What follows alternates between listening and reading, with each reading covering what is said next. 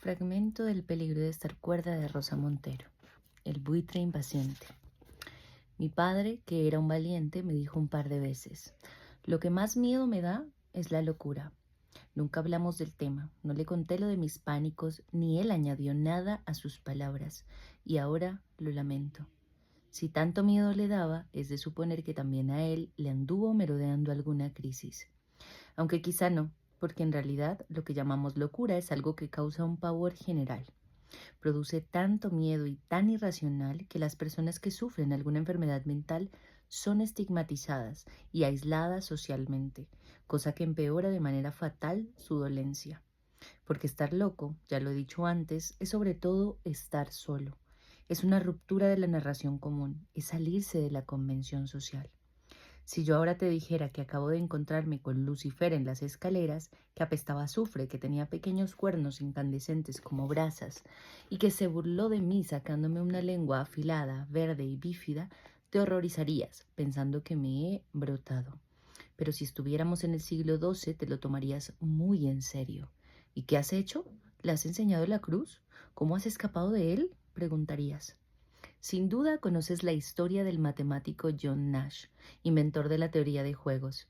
Su vida fue reflejada en la película Una mente maravillosa, protagonizada por Russell Crowe. A los 30 años, siendo una estrella emergente de la ciencia, Nash se perdió en todos los desvaríos de una esquizofrenia paranoide. Fue internado a la fuerza en diversos psiquiátricos y sometido a tratamientos tan violentos como los choques insulínicos. Se pasó 3 décadas así, delirante, hospitalizado y sin poder valerse por sí mismo, el tópico ejemplo del loco furioso. Pero después, poco a poco, se fue liberando de sus alucinaciones, o más bien aprendió a convivir con ellas y a no dejarse engañar por el espejismo. Consiguió recuperar una vida más o menos normal y hasta un puesto de profesor en la Universidad de Princeton. Y poco después, en 1994, le dieron el Nobel de Economía. Lo ganó por unos trabajos de juventud realizados antes del hundimiento psíquico. Pero hay que decir que Nash siguió haciendo de vez en cuando importantes descubrimientos matemáticos, incluso durante los años terribles de esa muerte en vida que es la locura extrema. Su recuperación es poco común. Seguramente los fármacos de nueva generación contribuyeron a ello, pero lograr sobreponerse al terrible deterioro de 30 años de internamientos y tratamientos es asombroso. Está claro que su poderosa cabeza le ayudó, aunque estuviera muy mal cableada. Él mismo lo explica en la autobiografía que escribió tras ganar el Nobel. En ella reconoce haber pasado muchos años ofuscado por los delirios paranoides, hasta que fue aprendiendo a rechazar de manera intelectual, con un enorme esfuerzo de la voluntad, esas fantasmagorías aterradoras. De manera que en estos momentos parece que estoy pensando de nuevo racionalmente, al modo en que lo hacen los científicos, dice Nash. Y añade: sin embargo, esto no es algo que me llene totalmente de alegría, como sucedería en el caso de estar enfermo físicamente y recuperar la salud. Porque la racionalidad del pensamiento impone un límite en el concepto cósmico que la persona tiene. Aquí cita con melancólica y evidente envidia el caso de Zaratustra, un individuo que, visto desde la racionalidad científica, puede ser catalogado como un chiflado. Pero resulta que sus delirios tuvieron una infinidad de seguidores, y justamente por eso, porque fue entendido y apreciado, se convirtió en Zaratustra, es decir, en un visionario que pasó a la historia y que imaginó una nueva manera de acercarse al misterio del mundo. Al igual que con mi ejemplo del demonio, poder compartir el delirio con tus contemporáneos o no compartirlo es lo que marca la diferencia entre una existencia viable y una vida fallida. El ostracismo condena al enfermo psiquiátrico a vivir en un infierno. Para el cerebro, el rechazo social es tan importante que literalmente duele. Activa la misma matriz neuronal que el dolor, dice el neurocientífico David Eagleman. Gran parte del temor hacia las personas con problemas mentales se debe a la creencia de que pueden ponerse a perseguirte con un hacha, cosa que a lo mejor ocurre, véase Althusser, pero que además de no ser nada probable, tampoco es algo intrínsecamente relacionado con la dolencia mental. De hecho, las personas etiquetadas como normales cometen más actos de violencia que los lunáticos. Y luego, yo creo que en el miedo a la locura también está la inseguridad en la propia cordura. La realidad del mundo Es una convención, es un espejismo tembloroso, es algo tan incierto que estoy convencida de que incluso las personas menos imaginativas intuyen que más allá de las paredes de sus casas se agazapa un abismo. Maldita sea, pero si ya simplemente lo que vemos, lo que estás viendo ahora, levanta la vista de estas líneas y mira alrededor, este mundo, en fin, que te parece tan sólido y tan estable, no es más que una construcción imaginaria. ¿Quieres una prueba? En el centro de tu ojo, de cada uno de tus ojos, hay un punto ciego. Ahí, donde el nervio óptico se inserta en la retina, el ojo no ve. Y no se trata de un puntito diminuto, sino de una zona ciega que se extiende entre 2 y 4 grados del campo visual. La luna ocupa medio grado, o sea que el agujero tiene su enjundia. Ahora bien, no lo advertimos porque nuestro cerebro completa imaginariamente lo que no ve. Pasa igual con el glaucoma, una enfermedad insidiosa que te va haciendo perder la visión periférica hasta dejar tu mirada encerrada en un tubo central. Lo peor es que los enfermos de glaucoma no se dan cuenta del deterioro hasta que es muy tarde. Y a veces se enteran porque van a dar la vuelta a una esquina y de pronto se topan, para su desconcierto, con una pared. Y es que la esquina no existía y había sido imaginada por su mente, empeñada en reconstruir con afanosa laboriosidad el paisaje que el ojo dejaba de percibir. El mundo en el que vivimos es en buena medida una alucinación, y no me extraña que temamos que el contagio de los enfermos mentales nos tire por los suelos del tenderete. No creo que pueda haber un dolor tan insoportable como el dolor psíquico, como no tenerle miedo a ese tormento. Lo que comúnmente llamamos locura, esto es, las alteraciones mentales graves de verdad, las que todavía te inhabilitan para una existencia plena, algún día se encontrará un remedio, producen un sufrimiento atroz. Lo repiten en sus textos una y otra vez los autores más heridos. La locura es un enemigo que acecha durante toda la vida, un buitre que te ronda para devorarte. Aún peor, es un buitre impaciente que comienza a roerte las entrañas cuando aún no has muerto. Mi cerebro está totalmente trastornado y ya no sirve para vivir. De suerte que debería ir al asilo, dijo Van Gogh, y Hölderlin escribió en 1801. Ahora temo acabar con el viejo Tántalo, que recibió de los dioses más de lo que podía digerir. Sus trastornos fueron empeorando hasta que 5 años más tarde el buitre lo atrapó definitivamente. Fue internado en una clínica mental y murió en 1843 sin haber vuelto a recuperar el control. En estos últimos años me he asomado a unos cuantos textos escritos en pleno delirio por gente muy desquiciada. Ha sido todo un viaje. Uno de esos libros es Inferno, de Strindberg, el sueco August Strindberg, 1849-1912. Fue un personaje peculiar. Es uno de los autores más importantes de su país, sobre todo como dramaturgo. Era además un esquizoide paranoico que atravesó por momentos alucinatorios terribles. Se sentía perseguido por todo el mundo, en especial por las mujeres, y terminó construyendo unas teorías conspirativas de una misoginia feroz. Es curioso porque en su obra hay a la vez textos feministas y textos de un machismo demencial, y nunca mejor dicho. La señorita Julia, su obra más famosa, muestra ambos rasgos. Su crisis psicótica más grave fue en 1894 y está reflejada en el libro Inferno, que es pura y simplemente el relato de un brote, delirante y repetitivo. Su único interés radica en lo remoto del paisaje mental al que te asoma, una agonía, un infierno descrito mientras las llamas arden. Strindberg empieza el libro intentando atrapar almas de un cementerio con un frasquito de acetato de plomo líquido. Aunque es indudable que sé cómo despertar a los muertos, no lo repito más, pues los muertos tienen mal aliento. No para de viajar durante la crisis, va de hotel en hotel y en todos los establecimientos le suceden cosas horribles. Cree que intentan matarle con un gas deletérea y también con corrientes eléctricas que atraviesan la habitación.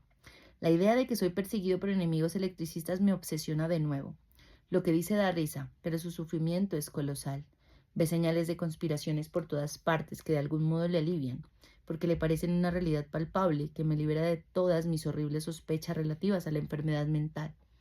Y es que también los locos, supongo que ellos más, están muertos de miedo ante la locura. Una noche aporreé a la puerta de su suegra, con quien está viviendo la hija pequeña de Strindberg. La expresión que adquiere su rostro, el rostro de la suegra, nada más de verme, me inspira profundo horror de mí mismo. ¿Qué deseas, hijo mío? Deseo morir y luego ser quemado, o mejor dicho, ser quemado vivo. Ni una palabra. Me ha comprendido y lucha contra su horror. Mas la piedad y la misericordia religiosa son más fuertes y ella misma me prepara el sofá para retirarse acto seguido a su habitación, donde duerme con la niña, y con la cómoda corrida contra la puerta, añadiría yo. Todo el texto transita por estos tormentos atroces a través de una desesperación tan indescriptible que hace que las palabras con que queremos plasmarlas palidezcan. De nuevo, en los hoteles. En uno, 3 pianos suenan al mismo tiempo en mitad de la noche y 3 damas escandinavas lo persiguen. En otro, remachan clavos y se ponen a cerrar madera de madrugada sin que nadie proteste. Paga y se va. Solo, en la fría noche de enero, arrastro mi maleta cansado, desfallecido, bajo un cielo negro. Se me ocurre la idea de acostarme sobre la nieve y dejarme morir. Termina en una fonda barata y se tumba vestido sobre la cama, silencio sepulcral. Entonces, una pata invisible viene a arañar por detrás el papel del techo, justo por encima de mi cabeza. Es una pata enorme, como de liebre de perro, hasta que llega la mañana con las ropas empapadas en sudor. Espero sentir las garras sobre mi piel, pero no sucede nada. Y las angustias son peores que la misma muerte. Su terror es absoluto, sin solución, sin salida y sin ninguna posibilidad de ayuda. Tras contar todo esto, el pobre añade, como no me volví loco después de semejantes torturas. Es el reino triunfante del delirio, el buitre, ahito y satisfecho. Inferno duele y enseña, pero también infunde ciertas esperanzas, porque Strindenberg, ese hombre desbaratado, empavorecido y alienígena, se las apañó para vivir una vida entera, 63 años, de manera autónoma. Nunca fue internado en un psiquiátrico y consiguió completar una obra que lo ha convertido en un autor universal. Es un logro increíble y estoy convencida de que escribir le ayudó a superar sus alucinadas pesadillas. Puede que no se acostara en la nieve hasta morir gracias a que la señorita Julia acaba la obra saliendo de escena para suicidarse. Hay otros autores, otras peleas, en todos ellos la vida es una espantosa batalla. Está, por ejemplo, la tremenda y poderosa Alda Merini, 1931-2009. Una de las poetas esenciales de la literatura italiana, que pasó varias veces por el psiquiátrico, en una de las ocasiones durante una década entera. Era mística y también muy erótica. Tuvo varios amantes y un puñado de hijos, y estaba presa de su bipolaridad, y al mismo tiempo tenía la libertad radical, dolorosa y sobrecogedora de quien habita en un mundo paralelo. Hay una sesión de fotos de Alda madura, desnuda y con collares, que me resulta fascinante. Esa fue su manera de luchar contra la locura, o quizá de habitarla. Conocí Jericó. Yo también tuve mi Palestina. Los muros del manicomio eran los muros de Jericó. Y estaba también el Mesías, confundido con la muchedumbre, un loco que gritaba, al cielo, todo su amor a Dios. Fuimos lavados y sepultados, olíamos a incienso, y después, cuando amábamos, nos daban los electrochoques, porque decían, un loco no puede amar a nadie. Y está Nietzsche, 1844-1900. Curiosamente, el primer y último libro del pensador alemán son 2 autobiografías. De mi vida, lo escribió con 14 años.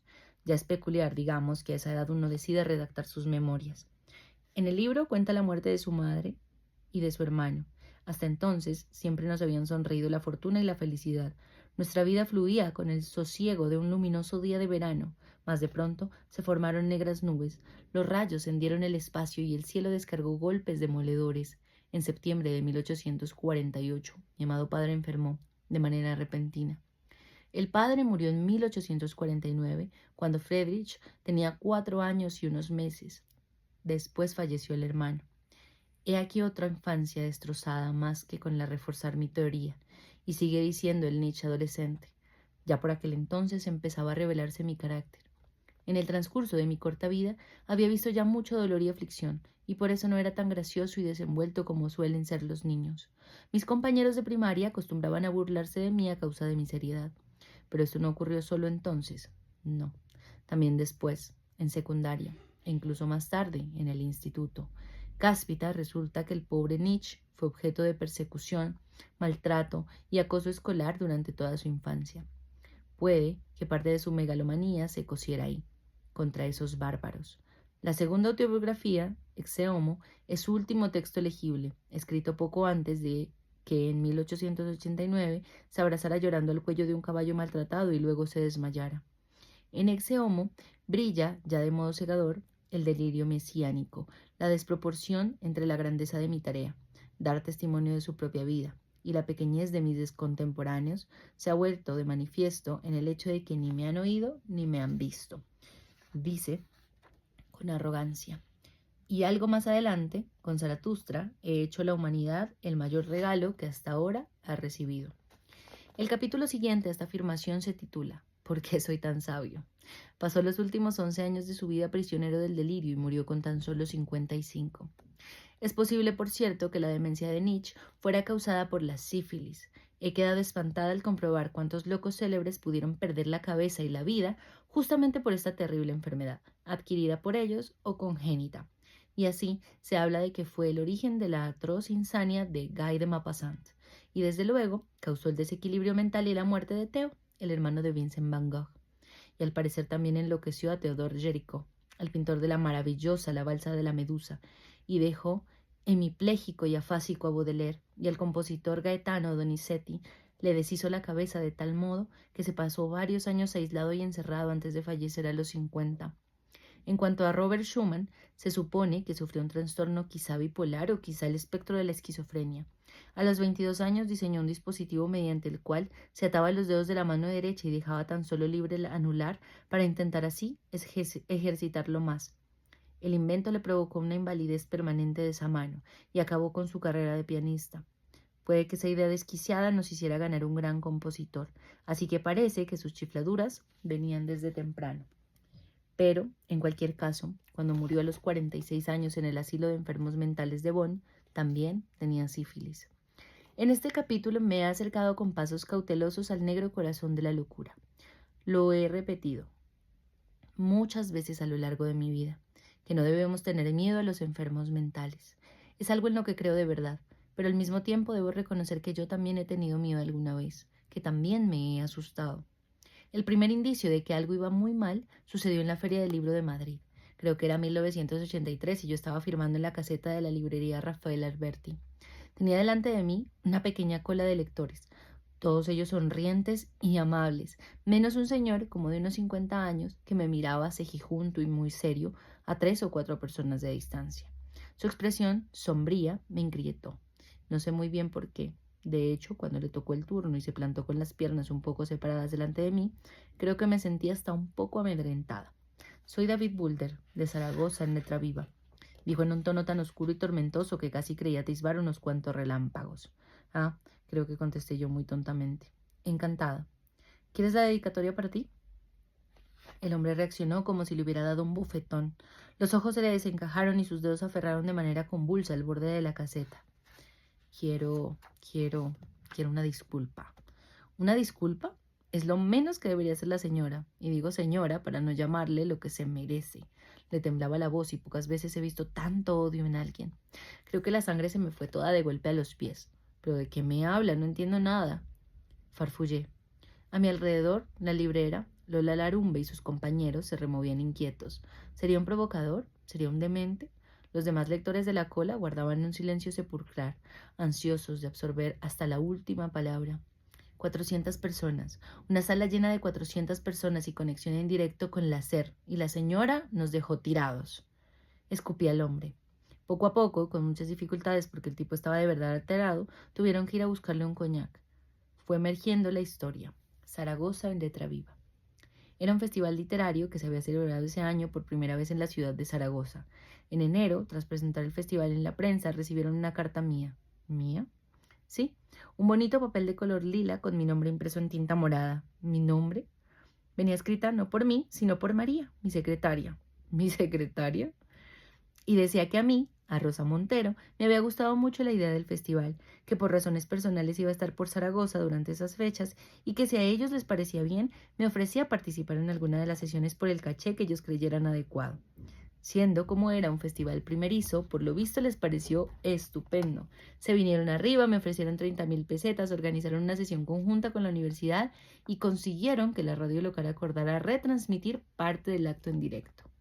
Llenaron el salón de actos con 400 personas y yo nunca llegué. ¿Pero cómo no sospechasteis?, pregunté. Lo hizo todo muy bien. Hablé con ella por teléfono varias veces. Me dijo cómo estabas en Zaragoza. Irías por tu cuenta al salón de actos. Incluso llamó media hora antes del comienzo para decir que estabas en camino y que te pusiéramos un café con hielo en la mesa, que siempre bebías café en los actos públicos. Cuando vimos que no venías, la telefoneamos una y otra vez, pero no pudimos volver a localizarla. Fue muy humillante. ¿Y el dinero? No, eso no. Te íbamos a pagar tras el acto, así que el dinero por lo menos no lo cobró. Por eso no fuimos a la policía. Al bueno de David Balder, me acuerdo todavía de su nombre, pese a mi malísima memoria, porque aquello fue un trauma para mí, lo de no haber perdido las 30.000 pesetas le parecía un alivio, pero a mí me inquietó aún más. Si no había un motivo económico, toda esa burla demencial tenía que haber sido montada contra mí. Quizá no, argumentó Lola la librera, que siempre ha sido una optimista. A lo mejor se trata de una de esas rencillas que siempre hay en los círculos culturales locales. A lo mejor a alguien de Zaragoza le interesaba que este festival fracasara y te han pillado a ti por medio de casualidad. Quise creerla, pero a las pocas semanas sucedió algo parecido con la librería Cervantes de Oviedo y después con la actriz Ana Belén, el científico Faustino Cordón y el director de cine Pedro Olea, a quienes supuestamente yo iba a hacer unas entrevistas para El País. Yo no sabía nada, de modo que nunca aparecí en las citas. Cuando me pidió la entrevista tu secretaria, en vez de llamar tú, pensé que te habías vuelto imbécil, me dijo Ana Belén, a la que conocía bastante después de que le explicara lo sucedido. Un colega de la sección de Nacional del periódico me llevó a ver a un contacto suyo en la policía, que dijo que eran gamberradas de fans y que no le diera más importancia. Pero yo me sentía enferma, literalmente enferma, y no solo asustada por la existencia de una mente oscura obsesionada conmigo, sino además desnuda y desgarrada por todas esas rosas Montero impresentables, por lo mal que me hacían quedar. Entonces se me ocurrió la brillante idea de contar la historia en uno de mis artículos, pidiendo por favor que corrieran la voz. No existían las redes por entonces. Y las aguas parecieron aquietarse mágicamente. Durante un año no volví a tener noticias de ningún fingimiento.